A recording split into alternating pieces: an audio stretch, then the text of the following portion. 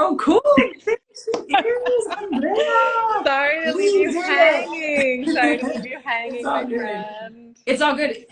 How many organizers does it take to get onto an Instagram Live? You know, organizing. I'm more of an in-person organizer. I gotta Yeah. admit. No, I feel you. I was saying ahead of time, like, this is my first live. This is the first rodeo. Like, I thought it was, Ah. it'd be good, to have this be a first with, a friend. And I mean, dare I say, mentor, like I feel like over the years, like your agitations, some of them come in hard, some of them come in like soft, have really helped, me just develop as an organizer. So I don't know, I'm super excited about this opportunity to get a chance to chop it up with you, specifically as we share, so many similarities, but then also our states share so many similarities. And then, at this critical moment, which is, uh, you know, every time, the goalpost is all, last election was the most important election of our lives. And I think one thing that I have appreciated as an organizer is that elections matter all the time, right? There's so much at stake for all of our members and supporters across the country. So I was wondering, do you want to hop in and just and give folks some context about who Florida Rising is and what y'all priorities are this year at the ballot box? Oof. So one, and it's always so good to be in conversation with you. I'm still so grateful that you came and joined Florida Rising members at our statewide People's Assembly last month. We are a grassroots organization fighting to expand democracy, advance racial equity, and take climate action. Like we're doing campaigns and right now, like really talking about to people about voting and why it matters. We have the opportunity to defeat an extreme abortion ban in Florida this year by voting yes on 4, the legalization of marijuana, yes on 3, and just hold some elected officials accountable. So, I think that's what Florida Rising is about, is building independent political power that centers Black and Latino communities in the state, because we know that we deserve a state, we deserve a South where all of us can thrive. And I know, Texas Organizing Project doing the work in Texas and us doing the work in Florida. And there's so many other organizations in Louisiana and in Georgia and Right, all yeah. across the South that are organizing and like standing on the shoulders of organizing giants, in the past and envisioning a different kind of future. So Yeah. anyway, Brianna, it's like always good to Yeah. to see you and be in community with you and learn from you and the ways that, Texas and Florida were so similar. These like large states that people feel like, oh, it's too complicated or it's too hard, Too expensive. too expensive. Yes. That's a freaking, yeah. Yeah. Yeah. Yeah. I'm glad you mentioned the thing about, well, one in the South, but then this like beautiful network of state-based power building organizations that exist. Shout out Popular Democracy, you know, for sure. Like, our, like one of our political homes, for our movement home, both Florida Rising and Texas Organizing Project are affiliates of Popular Democracy. In fact, tonight Top is having Blacktop. Actually, Blacktop is the banner that we do Black voter engagement work under. But one thing that's been really clear to our members, to our staff, is that we want to lay it out all out on the court and do what we can to turn out Black voters across the country. So we're teaming up with 1PA today, and we're calling into Pennsylvania to call Black voters there and make sure they got good vote plans to vote for VP Harris, in particular. Knowing, how important Pennsylvania is to, the win strategy of, whatever campaign. And the other thing you just said about like Amendment 4, which I think is like really exciting. I know in 2018, y'all were a part of an effort to restore voting rights for ex-offenders. And when that was on the ballot, that got almost 1 million more votes than the top of the ticket, than, you know, the governor's race. And while we don't have that process here in Texas, like, you know, we don't have a statewide referendum process, it was so inspiring to see like the thing that we as organizers put emphasis on, which is the issues, right? And that the issues really can carry an agenda. So y'all have Amendment 4 on the ballot this year.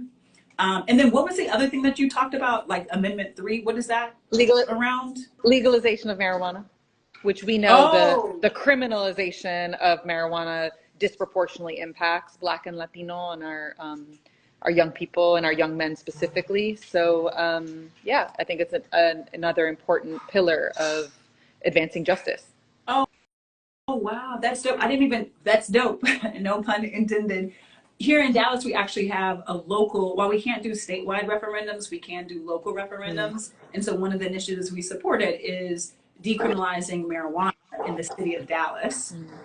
And, you know, we were part of the process to collect petition signatures and, you know, make sure we got to the point of, you know, taking this question to the voters.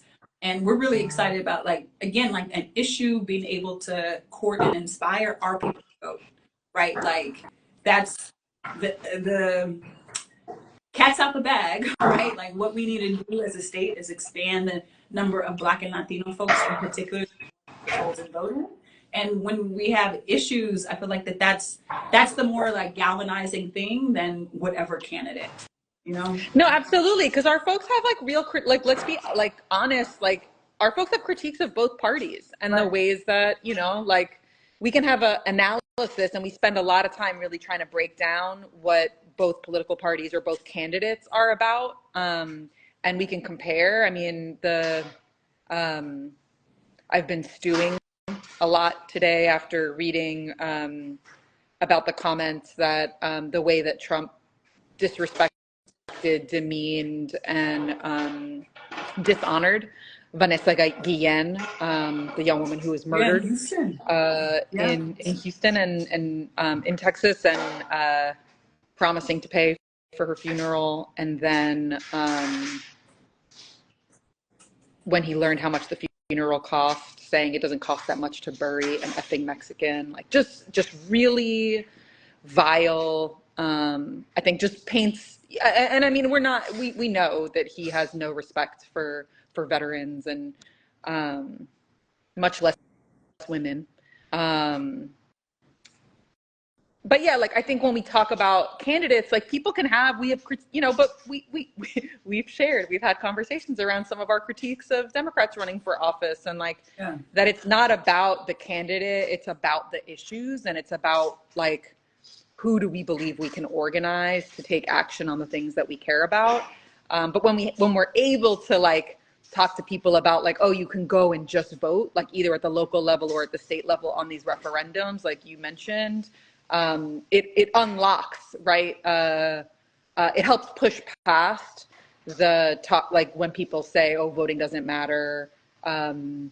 You know, you literally are able to say, well, you can say like, yes, I want to defeat this extreme abortion ban, or yes, I want to legalize marijuana, and like you get to go to the ballot box and say yes or no on those things, and it's just like very direct democracy. It helps like cut away or cut out some of the other complications. So anyway, but you know, like that's the work that we do all day, every day, is trying to not just like talk to people about voting and why it matters, but actually then run those campaigns, right? Like after election day, running those campaigns to shut down waste incinerators, or running campaigns on criminal justice, or on you know, whatever it is, housing, whatever the big campaigns are. What are some of the things that you've been focused on at Texas Organizing Project? Yeah, I feel like, you know, we're you know, around issues, we tend to be chameleons in that, like, you know, we respond to like the issues that are going on in our communities. So just recently, we have, I guess, more than stuck our toe into climate justice work. We used to get to it in a kind of a roundabout way because of the housing justice work that we do. You know, Harris County, our largest county in Texas, where Houston is, experiences predictable, emphasis on predictable, hurricanes that have decimated, some of our neighborhoods. So we fought for a long time to make sure that relief dollars have a racial equity lens on how they're distributed. And then that's like the avenue that we've gotten into climate justice work. So we've been doing some, Harris County also is the place, along with almost the majority of Texas, like 80% of Texas in 2021, we experienced a power outage. We affectionately called it the Abbott outage, our governor, Right. because it wasn't because people had their thermostats at 68 that we had this massive power outage. It was because of the years and years and decades of disinvestment and deregulation that had happened. We are very much the Wild Wild West. We are on our own power grid. So one of the interventions we've been mounting in Harris County has been, can we build our own power grid? Right. And can we do that in part using IRA, the Inflation Reduction Act implementation dollars? And that work has been really exciting because like we gotta be big, you know what I'm saying? Like we have to win big things for our people because it's not actually like people opting out of a process that does not serve them makes sense. It does not make sense to continue to do the same thing and your life doesn't change. And I get real frustrated sometimes because people come for our people. In this election, like let chips fall in the direction of Trump winning. Fingers will be pointed at Black folks, at Latinos about what we didn't do. Meanwhile, what will be true is that the majority of white people voted for Trump in 2016. They did so in 2020, and they most likely will again in 2024. So the fingers need to be pointed in a different direction than us. Us who is really demanding that things change and that we see something tangible and material about how we experience the world, how our kids experience the world. So anyway, I'm just really like, while winning our own power grid is miles from us right now, like we are taking the steps to figure out like how to do something big. And we know we got to do those things because people got to feel the change, Yeah. So, No, absolutely. I mean, like that's the importance of holding vision and like what we're working towards is so important in our work and what we do because it's not just what we're fighting against. It's not just like the things that we want to stop. It's also like about what we deserve, yes. what our communities deserve, and how we advance towards that. And sometimes there's just like nonsense that we see Abbott and DeSantis like really hateful, spiteful, like refusing to accept Medicaid dollars to expand health to our people. Like, how is that acceptable? And like, in what world is that acceptable? And like, we know that, like, I'm over here manifesting Madam President, but that still doesn't, like, that provides us a certain, like, some things become more possible in that scenario. But it doesn't stop the kind of fighting that we're going to have to do. I know for us, like, we're looking to a gubernatorial race in 2026. And so it's not just about the election that's 2 weeks from now. It's about how are we laying the groundwork to increase our votership. I know we talk about a lot, like Black and Latino voters are not turning out at the same rates as our white counterparts. And but when we do vote, the majority of the vast majority of Black voters and the majority of Latino voters are voting for candidates that that will expand Medicaid, that will, like that will take action on climate, that will increase the minimum wage, that will defend women's rights and LGBTQ rights. And and there's all of that. Power concedes nothing without a demand, right? Like all of it requires us building up our power to demand those things and to get those things. But it's a long-term struggle. So I guess another question I have for you, like, so how do you and how do the brothers and sisters at TOP, like, how do you sustain yourselves in this fight? And yeah, how are you doing that? That's how do we do that? So one of the things like every year, regardless of how big the election is, we are always doing organizational development work. We're always trying to figure out like how are the innards, what is it, shoring up our intestinal fortitude, is what our staffers talks about. Last year we took a pilgrimage to Alabama. We went to Montgomery, Alabama to root ourselves in the history of this country, which includes a history around anti-Black racism. And like, if that impacts you, whether you are Black, Latino, age, like whoever you are impacted by what that history has been.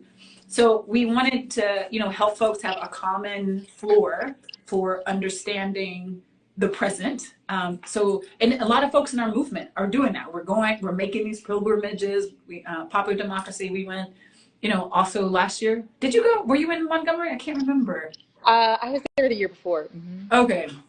But a lot of people, excuse me, are like, it's becoming a marker, for us to go, and literally like a pilgrimage. And that is part of our doing things like that is like how we feel like we can, with our chest, say that we're a pro-Black organization. So I think that like this year we're reading Michael Harriot. I'm gonna say this because I've been trying to hit Michael Harriot up. Oh, wrong way. No, wrong way. Because the largest grassroots organization in Texas every month slows down for 2 hours to read together Black AF history, so that it's like to like the academic exploration is it feels luxurious, and we should all have it, right?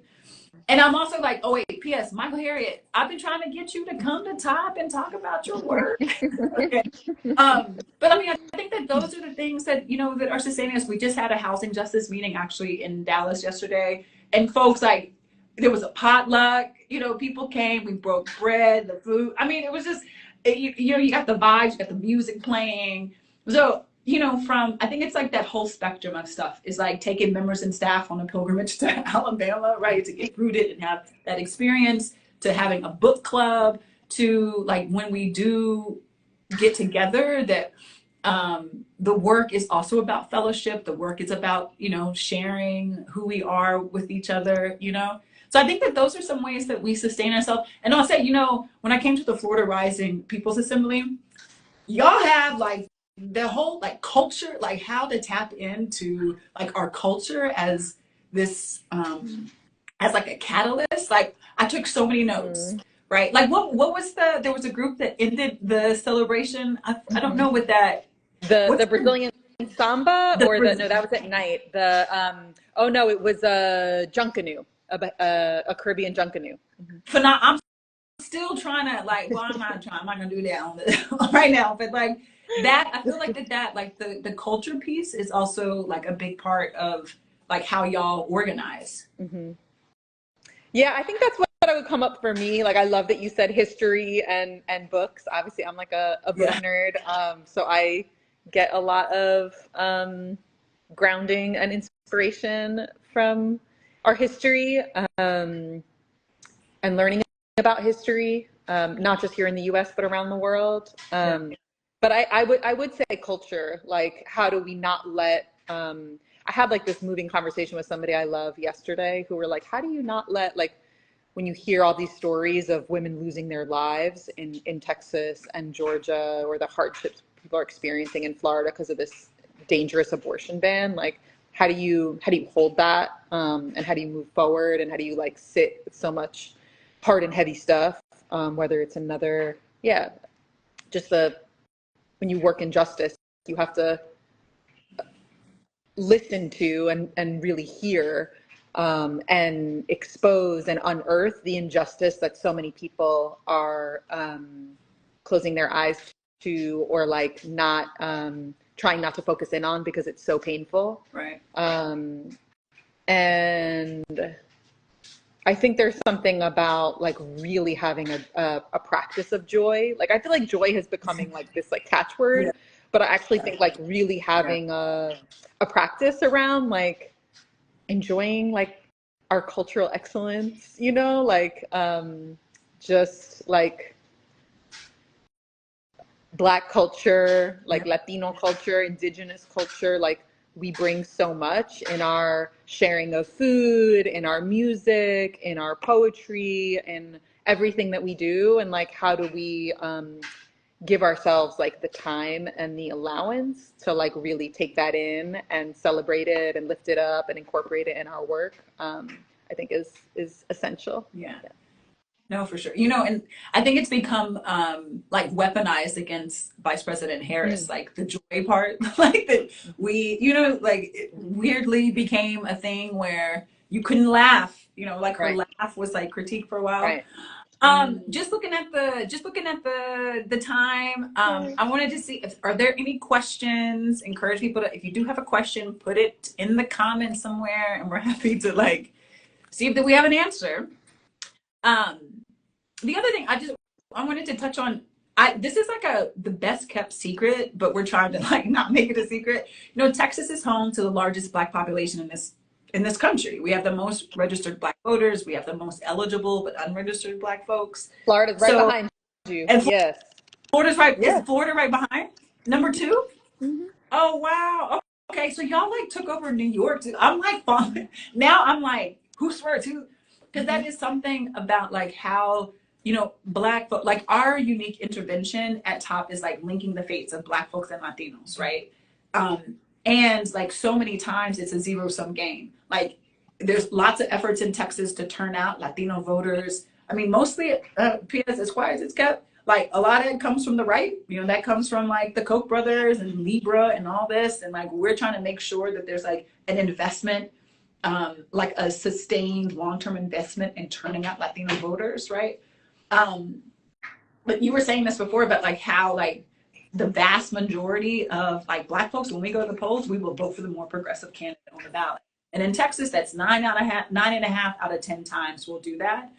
So some of like what, it's like we don't want to, when we talk about like our Black voter engagement work that we do, it is like, yeah, put some respect on our names. Don't take us for granted, court us, like inspire us to participate. And I feel like it also goes back to like the thing about like the culture piece. Like we're not here, Black folks are not here just to drive the culture, right? Like we're here to build political power, to assert ourselves, right? And to make sure that like, I mean, what I want most is that my two little daughters live in a Texas that fights for them and not against them. And I cannot say that today, right? I cannot say that our state, my home state, I'm a fourth generation Texan, those two fifth generation Texans, that we live in a place that we deserve. As you were saying, like I like how Yeah. you were framing that around like what we deserve.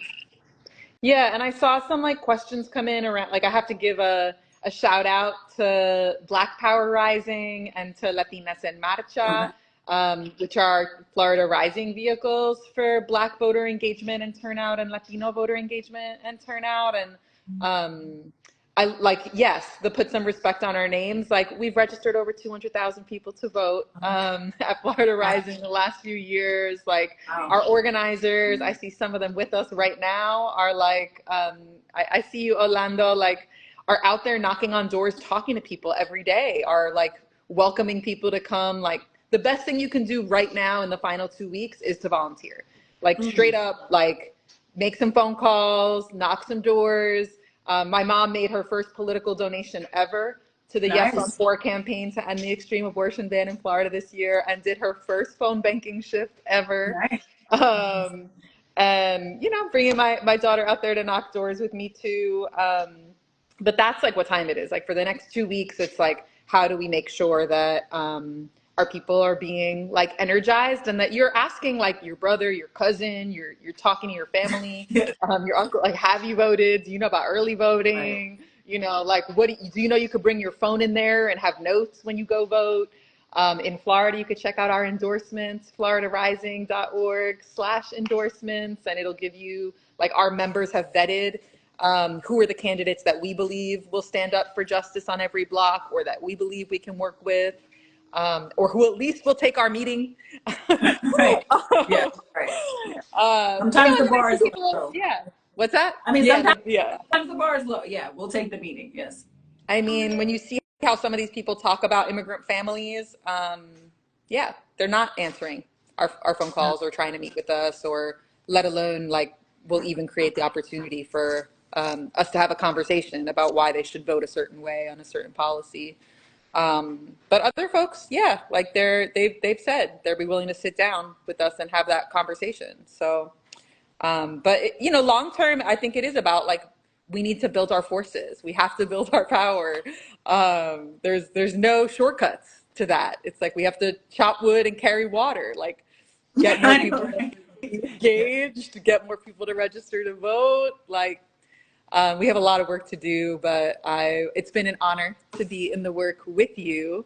And I know that, you know, we're going to be continue to walk this, we make this road by walking, and I'm honored to do that with you and with the team of state power organizations and the State Power Caucus and Popular Democracy Oh, and that's so right. many others who are out there doing this work day in and day out. Yeah, no, shout out State Power Caucus. Like, yeah, for sure. Okay, well, I think let's just you were kind of like whenever you were getting to like in the rinse and repeat, what we're gonna do is like we're gonna, register voters, we're gonna knock on doors. And it goes to this question that I see around how do we organize the off-year elections? What do we do in between major presidential elections? And it really is like a rinse and repeat, right? Like we do, for top our theory of change is really centered on what are we doing to turn out folks at the city and county level. Like that's where we have the most power. I mean, look, this is beautiful. We have the most power because that's where the majority of our people are. The majority of people live in the metropolitan areas in Texas, in Dallas, San Antonio, Houston, and in each of those counties, each of those cities, there are progressives elected, and we're passing progressive things like paid sick leave, which we haven't yet to be able to enjoy. Um, we are passing misdemeanor bill reform. We have really dope enhanced library cards that law enforcement take in order to help keep people out of a deportation pipeline. Um, I mean, I feel like like next year, for instance, we got Dallas municipal races. We got an open mayor's race. We got a open mayor's race in San Antonio. So with our political work, we don't ever like we're always in season that way, and that's also true with as my dad would say, 25/8 organizing. So there is such a rinse and repeat on, and this kind of ties into what I was saying before about like things have to change for our people. Like, you know what I'm saying? Like things cannot stay the same. And so that what happens whenever, the cameras are gone and there's not like real interest in like an election, like we are on the grind. We're figuring out when the budget hearings are for, our cities. We're figuring out like, turnout to, county commissioners court and, how to make sure that there's real accountability for both like whoever the elected is and that institution. Mm. And we got to win stuff. I mean, the bottom line, we also got to win things. Until, we have the kind of administrative powers that the other folks have with, you just with with the swipe of the pen, we have horrendous immigration policy here in Texas because of our governor. That's not the kind of power that we have now, but there is a plan. I always like to shout out Isaac Henry, a dear member, top member, who, he called me up one day and he was like, Bree, you know why I like top? I like top because we have a plan and we're working the plan. And that brings me so much solace. And it will bring me so much solace, whatever the results of this election are, right? That we got a plan and we're gonna get back in the lab and we're gonna work the plan, I love that. I love that. And so I'd be remiss if I didn't say that you don't only have to phone bank and knock doors. If you cannot do those things, you can also contribute resources to organizations that you believe in. Nice. So, like, yes, we would love to see you engage in whatever organization you feel like you're moved to give some of your time to, but also, if you have resources and you want to support the work and invest in the work, that's so important and that's so necessary. And I don't know, Brianna, if you want to share the link for folks. Yeah. Okay. So the link should be dropped in the chat or in the little chat box soon. Nothing just happens, and including running huge, multi-county canvas programs. Resources are so essential in that, and resources from us, right? From us. So if you're joining and you got a couple coins that you want to invest, you can follow the link in that's in the chat and make a contribution and to our work. We're not I make no illusion about the necessity of having fuel in the tank to continue to do, the work day to day. Yep.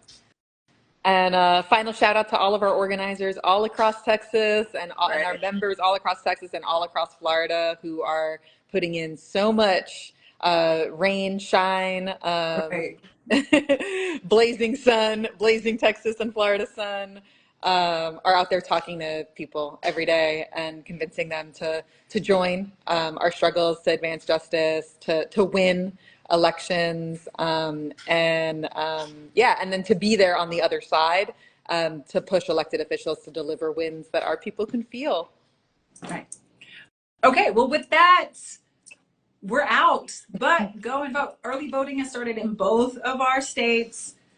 Get your little sticker. Do y'all got stickers there? Do you get a little sticker if you voted? We sure do. Okay, go get your sticker. Go get your sticker, Florida.